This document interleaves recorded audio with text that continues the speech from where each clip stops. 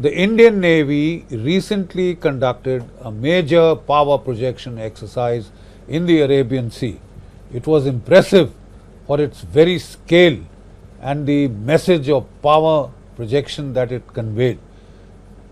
Two of the Indian aircraft carriers, the aircraft carrier Vikramaditya and the aircraft carrier Vikrant, were both deployed along with their escort battle groups, as also with attack submarines joining the fray.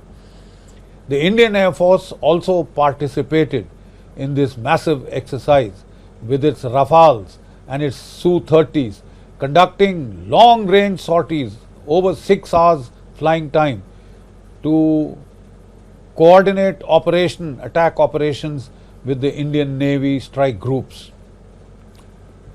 Let us now take a detailed look at the two Indian aircraft carriers deployed. The first of them is the INS Vikramaditya. This was the former Russian aircraft carrier Gorshkov. It was refurbished for the Indian Navy at a cost of $2.36 billion.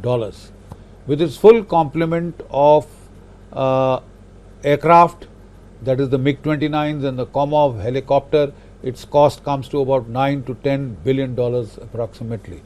It has a complement of 36 of these combat aircraft, which include 26 MiG-29 fighters and about 10 Komov helicopters of various kinds, including airborne early warning aircraft type Komov helicopters. It has a speed of 36 knots. The other aircraft carrier is the INS Vikrant. This is an indigenously produced aircraft carrier, Indian aircraft carrier, which was produced in the Cochin shipyard. It has a displacement of about 45,000 tons, and it also has a complement of 36 aircraft. Now, the MiG-29s made their trial landings on this aircraft carrier, including night landings, were tried out on both the decks of these aircraft carriers. It would have either a complement of MiG-29s or the Rafale Ms or the F-18 Hornets. The negotiations for which are now on. One of these, most probably the Rafale M, would be selected for this aircraft carrier as the 26 strike aircraft, along with 10 Komov type helicopters. Also the ALH helicopters would be on this aircraft carrier. Now, in combination with the Indian Air Force strike aircraft like the Rafales and the Su-30s, this is a formidable power projection force from the Malacca Straits to the Gulf of Aden.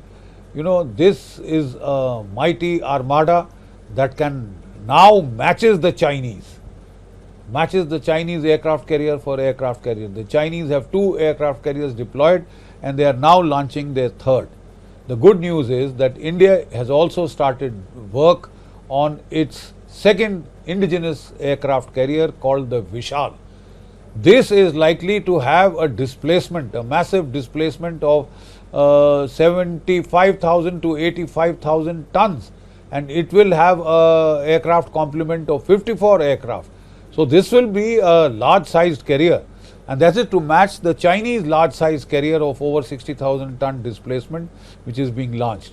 The Chinese were talking of a 5 carrier navy, which they have now enhanced to a 10 carrier navy over a period of the next decades, several decades.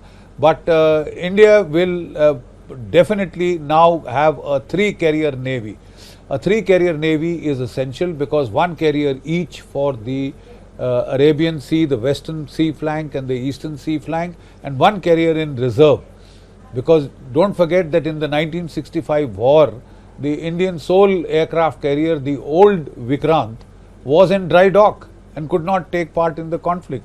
So it is to avoid such a scenario that 3 aircraft carriers have always been regarded as a must for the Indian Navy, so that at any one time 2 aircraft carriers can be on station on the Western seaboard and on the Eastern seaboard. You know, the Indian Navy has a tremendous advantage. The advantage is geolocational. Indian peninsula juts into the Arabian Sea like an unsinkable aircraft carrier, right?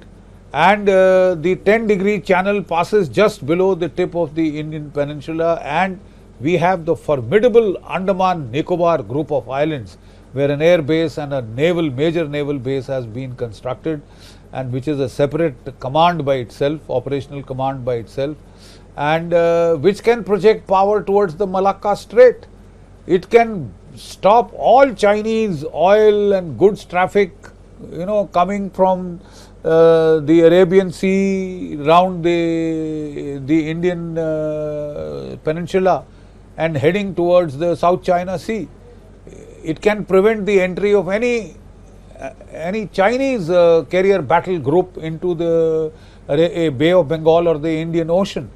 The Indian Navy is well placed to cause severe damage to the Chinese, and it is also sometimes being suggested that instead of responding only on land or just on land to Chinese aggression on our northern borders, the Navy could be considered as an option, as a very lethal option to cause very heavy damage to the Chinese shipping in the Indian Ocean region, Bay of Bengal, in the Arabian Sea.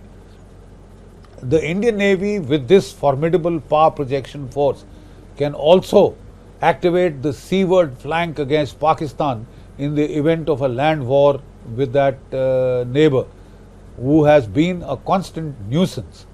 This power projection capability can also come in handy to respond to major terror strikes on Indian soil and cause heavy damage to Pakistan, which will force it to desist from such acts of terror.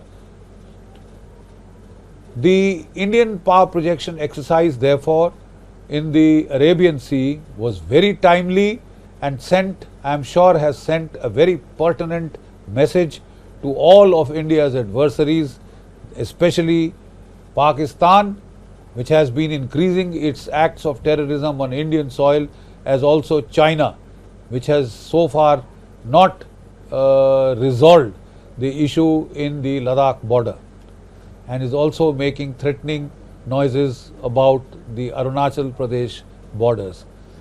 The Indian Navy can play a major role even in a land-centric conflict.